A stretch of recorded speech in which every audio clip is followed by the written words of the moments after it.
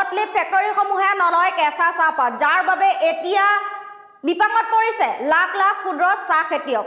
সৰব হৈছে টাই আহোম ছাত্ৰ সন্থা। জনাই গৈছে এই মুহূৰ্তৰ সবিশেষ খবৰ।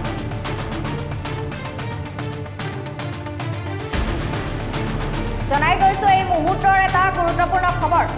1 জুনৰ পৰা বটলিপ ফেক্টৰীসমূহে নলয় কেঁচা চাহপাত, যাৰ বাবে এতিয়া বিপাঙত লাখ লাখ ক্ষুদ্ৰ চাহ খেতিয়ক। আৰু সৰব হৈছে টাই আহোম ছাত্ৰ সন্থা। কেইবাটাও দাবী বান্ধি দিলে সংগঠনটোৱে।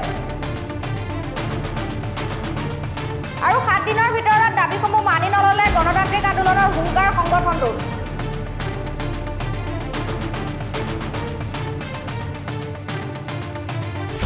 পুনৰবাৰ জনাইছো এই মুহূৰ্তৰ এটা গুৰুত্বপূৰ্ণ খবৰ।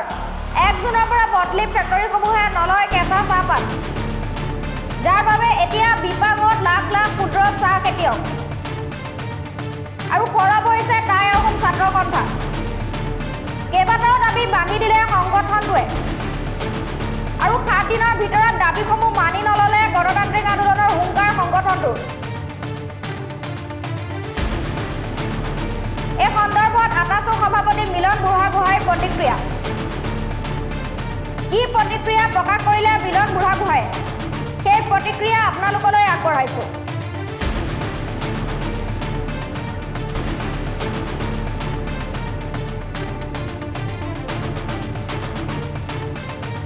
উপস্থিত হৈছে আৰু এখন এটা স্মাৰক ফটো দিছে। অলপ জনাব নেকি কিহৰ ওপৰত আপোনালোকে এই স্মাৰক ফটোটো আজি প্ৰদান কৰিলে? চাওক, আচলতে অসমখনত আপোনালোকে জানে যে অৰ্থনৈতিক দিশটোত সবল কৰাৰ কিন্তু ক্ষেত্ৰত ইন্ধন যোগোৱা প্ৰথম ব্যৱসায়টো হৈছে চাহ ব্যৱসায়। আৰু ক্ষুদ্ৰ চাহ খেতিয়কসকলে সেই ব্যৱসায়ৰ যোগেদি অসম আৰু ভাৰতবৰ্ষৰ অৰ্থনীতি সবল কৰিছে।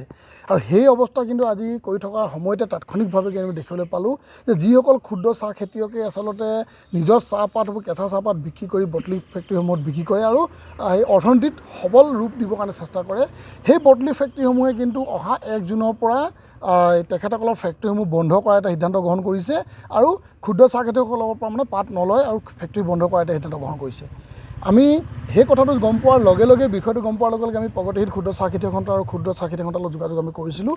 ক্ষুদ্ৰ চাহ খেতিয়ক সন্থায়ো তেখেতসকলে এই সিদ্ধান্তটো আচলতে প্ৰকৃততে সত্য বুলি কৈছে। আৰু প্ৰগতিশীল ক্ষুদ্ৰ চাহ খেতিয়ক সন্থাই কিন্তু কৈছে যে আমি এই বিষয়টো লৈ বিগত সময়ত কিন্তু আমি কাৰ্যসূচী গণতান্ত্ৰিক প্ৰতিবাদ কৰিছিলোঁ।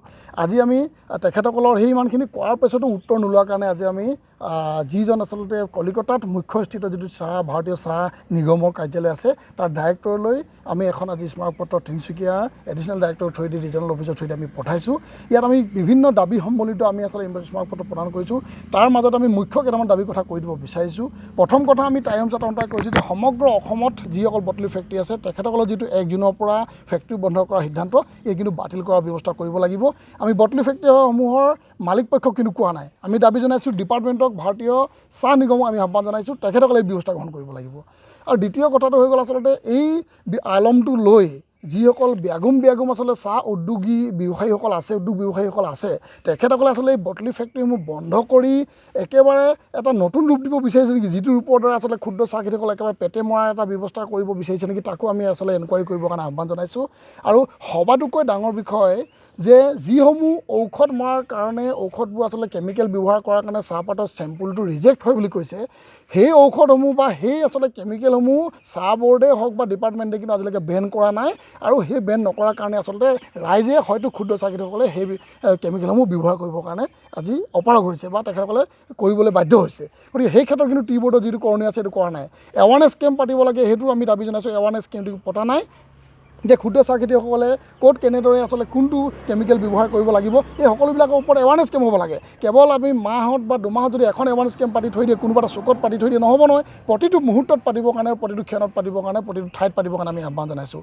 আৰু তাতোকৈ এটা ডাঙৰ বিষয় হ'ল, ইয়াত চাহ বৰ্ডে আচলতে ভাৰতীয় চাহ নিগমে এখন কমিটি বনাই দিছিল, 3মহীয়া কমিটি, যে চাহৰ গুণাগুণ পৰীক্ষা, টেষ্টিং আৰু অকশ্যন সন্দৰ্ভত আচলতে মনিটৰিং কৰিবৰ কাৰণে এখন মনিটৰিং কমিটি বনাই দিছিল। সেই মনিটৰিং কমিটিখনত কিন্তু মকলবাৰী এই টি ষ্টেটৰ যিটো কোম্পানী আছে, মকলবাৰী চাহ কোম্পানীৰ মালিক অজয় জালানক সেই কমিটিখনত অন্তৰ্ভুক্ত কৰিছে। কিন্তু দুৰ্ভাগ্যজনক বিষয় যে আজি দিনটো আমাৰ কাৰণে, অসম প্ৰগতিশীল ক্ষুদ্ৰ চাহ খেতিয়কৰ কাৰণে আশাপ্ৰদ দিন। এইটো কাৰণে কৈছোঁ যে আজি কিছুদিনৰ আগতে আমি অসম প্ৰগতিশীল ক্ষুদ্ৰ চাহ খেতিয়ক সন্থাই কেন্দ্ৰীয় কমিটি আমি ইয়াত ধৰ্ণা দিছিলোঁ। আৰু আমি স্মাৰকপত্ৰ দিছিলোঁ। তাৰ লগে লগে আমি যিখিনি দাবী আমি উত্থাপন কৰিছিলোঁ সেইখিনি সমাধান কৰা নহ'ল। আকৌ লগে লগে আমি শুনা পালোঁ যে 1 তাৰিখৰ পৰা ফেক্টৰীবিলাক বন্ধ কৰি দিয়া হ'ব। আৰু আশাপদ দিন এই বুলিয়ে কৈছোঁ যে আজি আমাৰ সদৌ অসম টাই আহোম ছাত্ৰ সন্থাই সহযোগিতা আগবঢ়াইছে।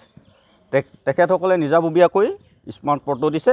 গতিকে ক্ষুদ্ৰ চাহখেতিয়কসকলৰ কাৰণে আজি এটা আশাপদ দিন বুলি আমি ভাবিছোঁ আৰু আমি অত্যন্ত তেখেতসকলক আমি কৃতজ্ঞতা জ্ঞাপন কৰিছোঁ।